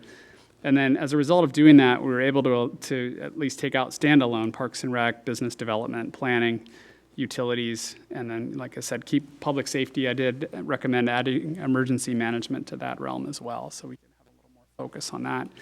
So this is our proposal for, really, the interest is for the next year, for sure. And the mayor's got a little bit of a time crunch on this because of the need to appoint council committees. So we are hoping for some kind of action in the next meeting or 2 to give some guidance so that the mayor can figure out how to proceed in working with you all on getting these committees staffed. But the idea here would be, if we had 5, we would have one challenge, 3 council members on 4, and only 2 on the 5th. But there's the ability to rotate these meetings because of the number of council meetings we have per month. We have 3. Cancel 1, but it works out. We did the math, where you could have a council committee meeting before each council meeting, whether it was a work session or a regular council meeting.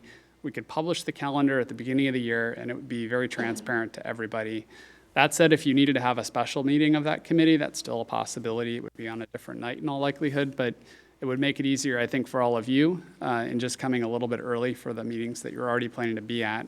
And would certainly be predictable for us and for everybody involved. So we could plan out a little bit more in detail, a little bit further, just how we're going to proceed through the year with each committee. So that's our pitch for council committees. And I just wanted to spend a little extra time on that. We spent some time on that. And moving on to page 22, you'll just see more conversation about the council committees, just clarification about the council committees really being focused on policy items. That's the other piece we want to really kind of dial in with you. I think a good example is the grant program we just talked about that ultimately is council policy, but collaborating, working together on development of council policy, but ultimately in the long run, we think as the city grows, these council committees are going to be places where the council is probably going to want to send literal policy items. Where something may come up in council and it's like, we want to work on that. Okay, send that to business development and planning and go make that happen for us. And they'll work with staff and then come back with a recommendation to the full council for action. This also clarifies that the council committees do not take action on behalf of the council. It's simply a place, though, where things get vetted. And I can tell you in really high-functioning, strong mayor cities with council committees that are bigger, what ends up happening is the council, at least I can tell you in Issaquah from experience, the council committees there are pretty empowered. So a lot of times the action that happens at council committee, the rest of the council is quite trusting of what goes on at the council committee, and there's very little discussion and dialogue actually at the full council because there's a feeling that things were fully vetted and considered there. So as we grow and get busier, that's a kind of system we may gravitate into. So that's part of the thinking that we had in how we wrote this.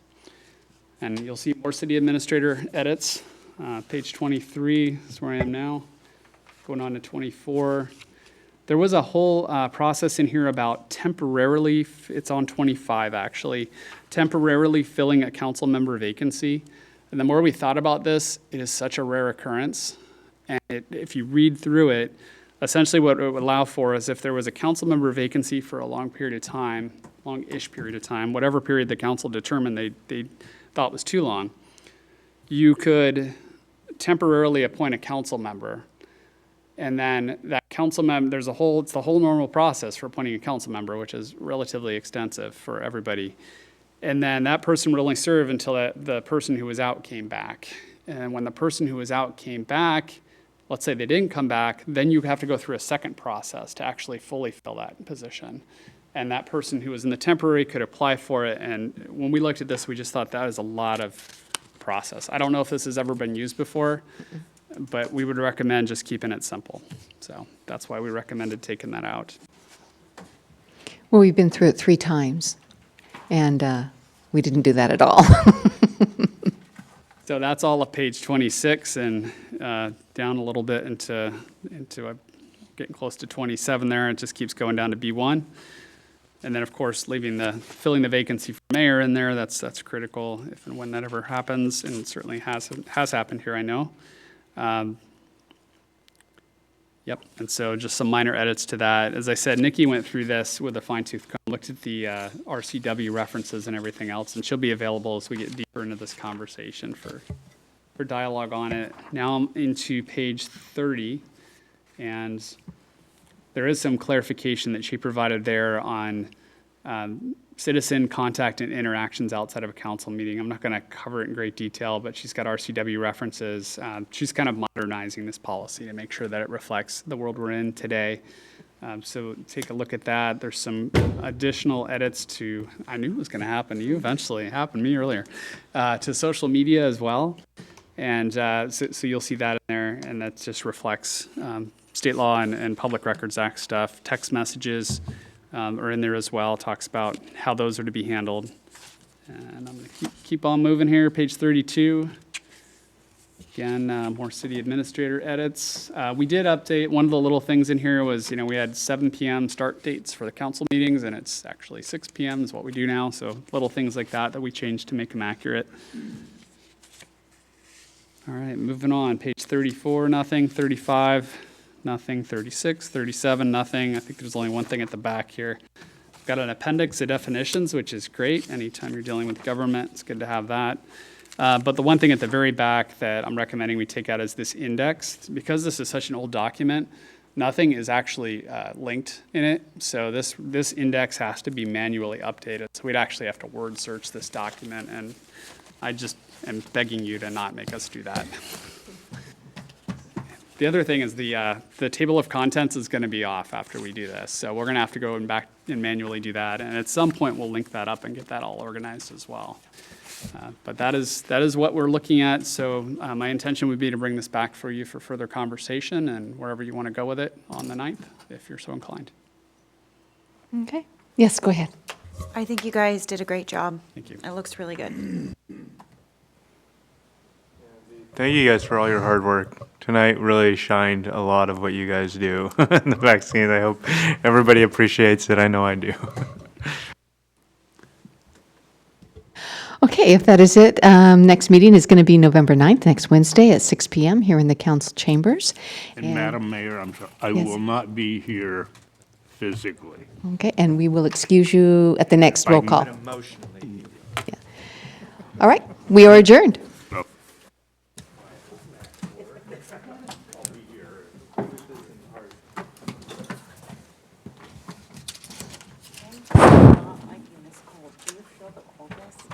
Yeah, it's drafty.